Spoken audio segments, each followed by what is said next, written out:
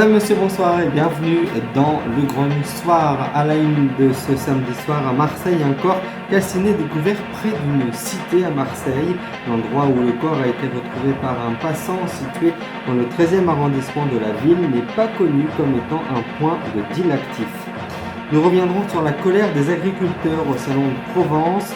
Le préfet tente de ne pas faire germer les graines de la discorde au lendemain des annonces du Premier ministre Gabriel Attal. Le préfet des Bouches-du-Rhône, Christophe Mirmand, est allé à la rencontre des agriculteurs encore mobilisés sur le point de blocage de l'A54 à Salon en Provence. Une cinquantaine de dirigeants du monde sportif apportent leur soutien à Oudéa Castéra, la ministre. Dans une lettre ouverte publiée sur le site latribune.fr, 50 dirigeants, dont 20 issus de fédérations, lui ont apporté leur soutien. Donald Trump a été condamné hier à verser plus de 83 millions de dollars de dédommagement pour diffamation face à lui Elisabeth Jean Carroll, une femme qui l'avait agressé sexuellement en 1996. Le Conseil de sécurité de l'ONU se réunira mercredi pour se pencher sur la décision de la Cour internationale de justice qui appelait Israël à empêcher tout acte éventuel de génocide à Gaza, a annoncé la présidence française du Conseil. La réunion aura lieu mercredi à 17h. Et puis la FNSEA et les jeunes agriculteurs du Grand Bassin parisien appellent à un siège de la capitale à partir de lundi. Les deux syndicats appellent dans un communiqué commun publié samedi à un siège de la capitale pour une durée indéterminée à partir de lundi 14.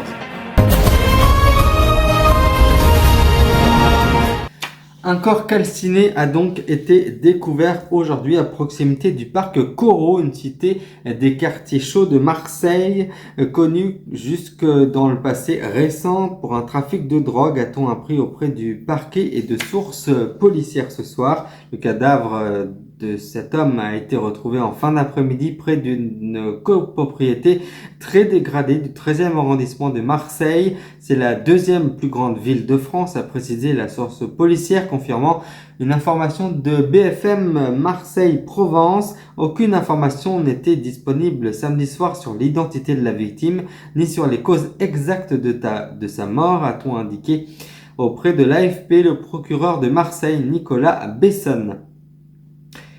La scène est pour le moins cocasse, à quelques écarbulures de merguez qui chauffent sur une autoroute anormalement déserte et sur le bitume de l'A54 qui a été bloqué depuis 3 jours. C'est le choc des deux mondes qui s'opère en ce samedi après-midi, puisque devant une montagne de pommes de terre, un homme en costume s'adresse depuis un tracteur à une dizaine d'agriculteurs très remontés, alors que plusieurs blocages ont été levés dès les annonces du Premier ministre Gabriel Attal. C'était hier soir. Le préfet des Bouches-du-Rhône et Christophe Mirmand s'est rendu ce samedi sur le point de blocage de l'A54 à Salon de Provence afin de faire face au service après-vente à la centaine d'agriculteurs encore présents et mobilisés.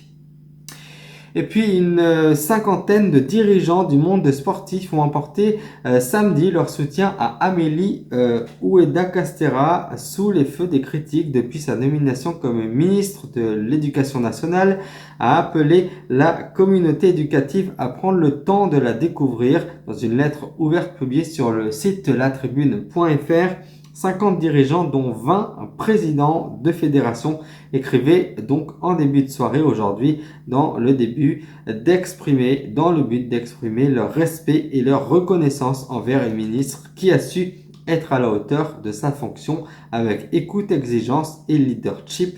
Pour eux, les présidents des fédés françaises de handball Philippe Bana, de tennis Gilles Moreton ou encore le basket de Jean-Pierre Sueta, de rugby Florian Grille ou encore le manager de haute performance au sein de l'Agence nationale des sports de Claude Onesta.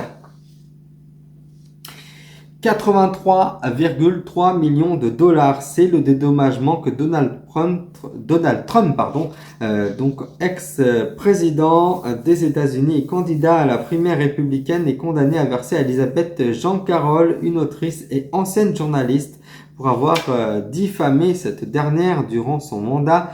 L'ancien locataire de la Maison Blanche avait nié l'avoir violée dans un grand magasin de Manhattan dans le New York aux États-Unis. C'était en 1996. 4 autres inculpations pénales distinctes. Il assure qu'Elisabeth Jean Carroll souhaitait faire de la publicité pour son nouveau livre. On fait le point avec Sarah Anderson. La somme est colossale. Donald Trump a été condamné par un tribunal civil de New York à verser 83,3 millions de dollars à Elizabeth Jean Carroll pour l'avoir diffamée. La plaignante est une ancienne chroniqueuse de l'édition américaine du magazine Elle. Elle a accusé Donald Trump de viol en 1996 dans une cabine d'essayage d'un grand magasin new-yorkais. Mais ce procès ne portait pas sur l'agression sexuelle. En effet, Donald Trump a déjà été jugé en 2023 sur cette affaire et condamné au civil pour agression sexuelle. Ici, il est question de diffamation car Donald Trump a à multiples reprises accusé l'autrice de, je cite, monter une histoire dans le but de lui extorquer de l'argent. Il devra donc désormais lui verser une somme astronomique pour l'avoir insulté et dénigré. Et puis cette somme, selon les médias américains, est divisée en plusieurs parties. 65 millions de dollars de dommages et intérêts, 11 millions de dollars de réparation pour atteinte à la réputation et 7,3 millions de dollars de compensation financière. Alors, juste après le verdict, Donald Trump s'est empressé de réagir sur son réseau social Truth Social. C'est totalement ridicule, a-t-il écrit. Trump accuse une nouvelle fois les autorités judiciaires de mener une chasse aux sorcières à son encontre et promet de faire appel. Ce procès est l'une des multiples affaires dans lesquelles Donald Trump est impliqué. Pour autant, l'ex-président américain reste le grand favori des primaires républicaines et le très probable adversaire de Joe Biden à la présidentielle de novembre.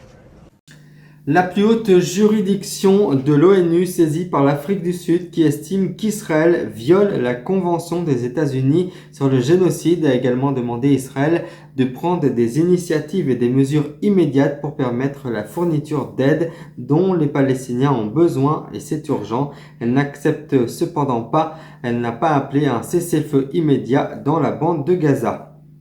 Dès lundi, à partir de 14h, les agriculteurs des départements de l'Aisne, l'Aube, l'Eure-et-Loire, l'Île-de-France, la Marne, le Nord, l'Oise, le Nord-Pas-de-Calais, la Seine-et-Marne, la Seine-Maritime et la Somme, membres du réseau FNSEA et de jeunes agriculteurs du bassin parisien entament un siège de la capitale pour une durée indéterminée. Comme je vous le disais tout à l'heure, tous les axes lourds menant à la capitale seront occupés par les agriculteurs, écrivent-ils dans un communiqué.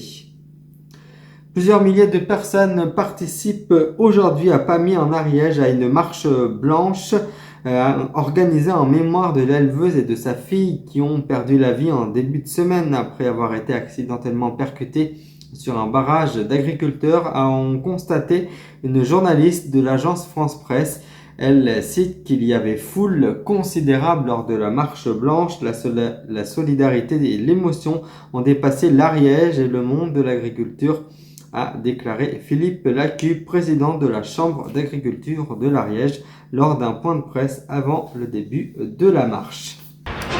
Rappel de la principale information, Donald Trump a été condamné hier à verser plus de 83,5 millions de dollars de dédommagement pour diffamation. Face à lui, c'est Elisabeth Jean Carroll, ancienne journaliste, une femme qui avait été agressée sexuellement en 1996.